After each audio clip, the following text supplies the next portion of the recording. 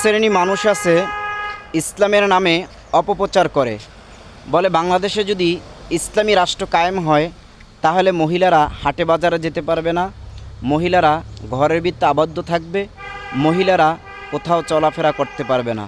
আসলে বলেন ইসলাম কি এটা বলে? ইসলাম কখন এটা বলে নাই। ইসলাম বলে আপনাকে নিজেকে রক্ষা করে আপনি চলাফেরা করেন। ইসলাম তো কখনো নারীদের অধিকার ক্ষুণ্ণ করে না।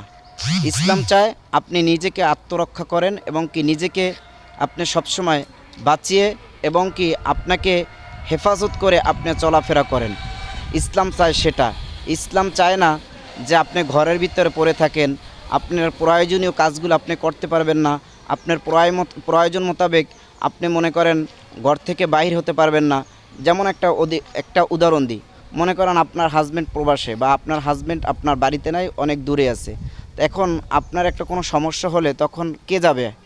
ওই সমস্যাটা সমাধান কে করবে? অবশ্যই সে সমস্যার সমাধানটা যেই ঘরে পুরুষ নাই ওই নারীরই করতে হবে। তাই ইসলাম কি সেখানে কি বাধা দিবে? ইসলাম কি সেখানে কি আপনাকে ঘরের ভিতরে রেখে দিবে? এই ধরনের অপপ্রচার থেকে নিজে বাঁচুন, অপরকেও বাঁচান।